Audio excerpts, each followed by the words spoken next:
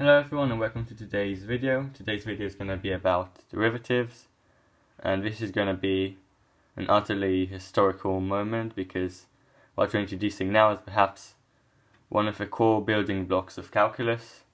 Wherever you go in your mathematical career or whatever, you will find that derivatives are ubiquitous, they're useful and everywhere, in every field of study you do in maths, and yeah, let's just begin. And I'm going to begin by showing you this limit here. So f prime, which means the derivative of the function f of x, is equal to the limit as h approaches 0 of f of x plus h minus f of x, or that divided by h. And this looks very daunting.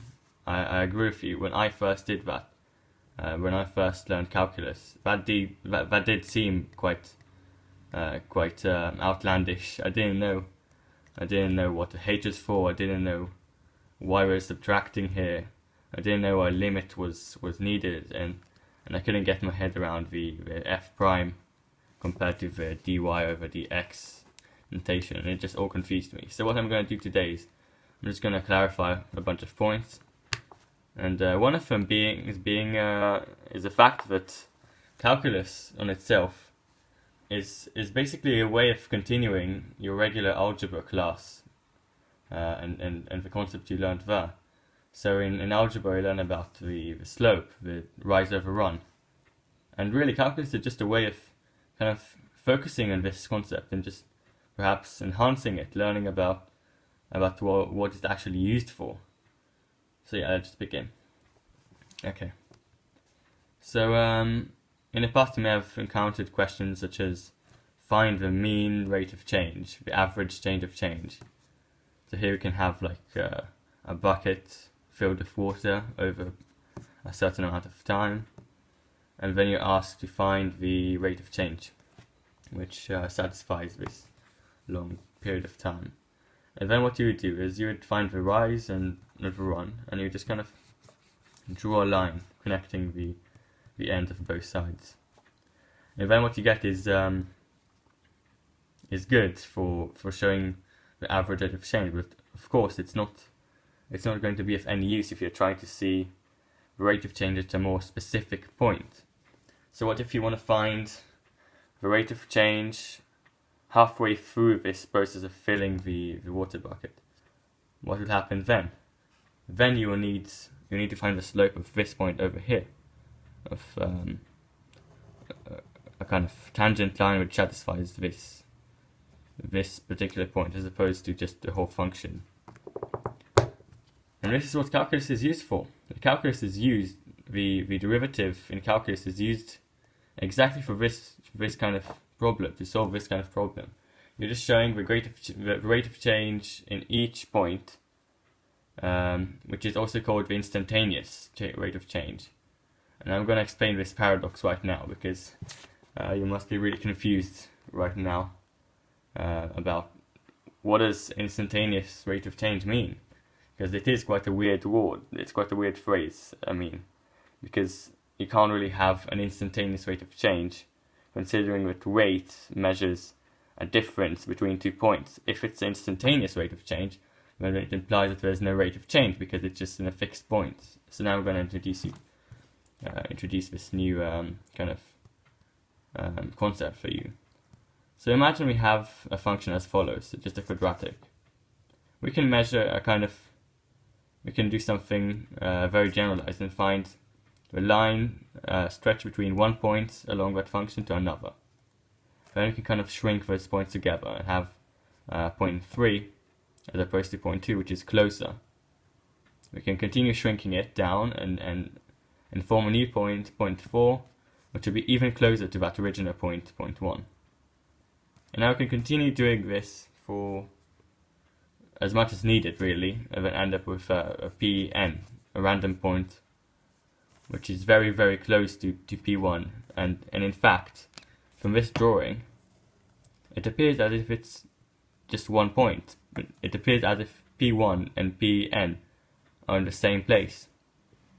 So that's kind of intuition for here. But intuition here is that the length of this line between point 1 and point n is really small. It's this is like the go-to number for showing an intuition for how long this line is meant to be. In reality, what we're really talking about in calculus, we're talking about much smaller number than that. We're talking about 1 times 10 to the power of minus million, something like that. But I'm just going to show you this number here. And for now, we can assume that the distance between point 1 and point n is roughly that.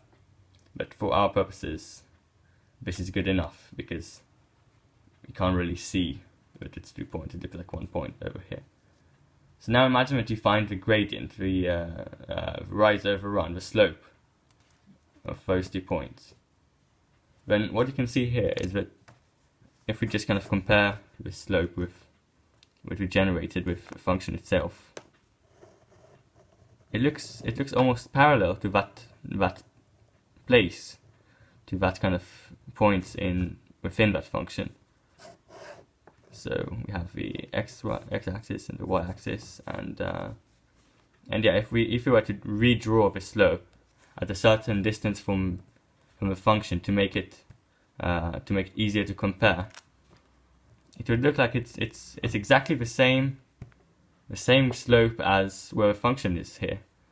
So it's very useful, because what we can do now is, if I were to draw the gradient at each of those points throughout the function, but instead of drawing the slope, drawing the actual value of the slope, the actual gradient, so plotting it as follows. If a gradient is 1, draw a function at the point, I don't know, p, a certain value of x, and then the y value would be 1, because that's the slope. Then that's where you get the derivative. The derivative function here, as I wrote here, it just graphs the slope at each point within that function f of x. So this is what this limit definition is actually saying. F prime of x is no more than just the limit as the distance between point 1 and point n approaches 0 of this function f of x plus h minus f of x.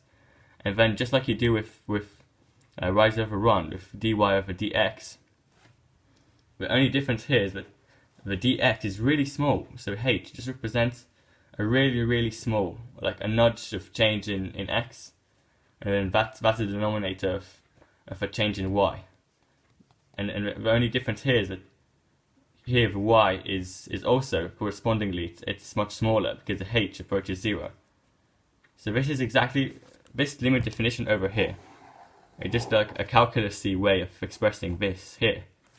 So really, there's nothing daunting about this at all.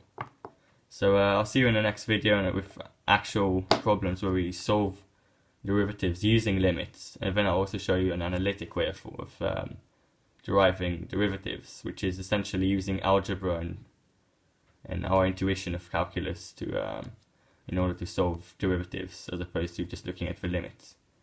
So then a couple of last notes before I move on to the next video. So notation. So we have the Lagrange notation of a derivative, and that's this. If it's a derivative with respect to time, which you often encounter in physics, you might have something like this. If it's parametric or this, and then a double derivative, a second derivative would be this, and I'll show you what this means later.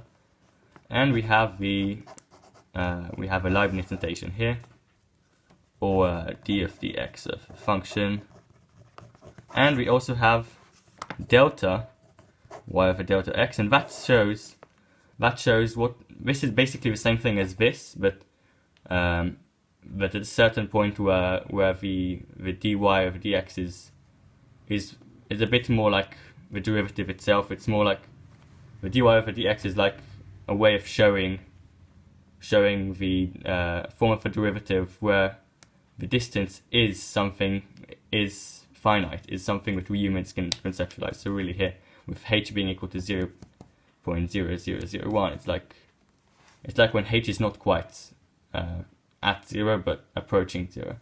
But you never see the delta y over delta x is not.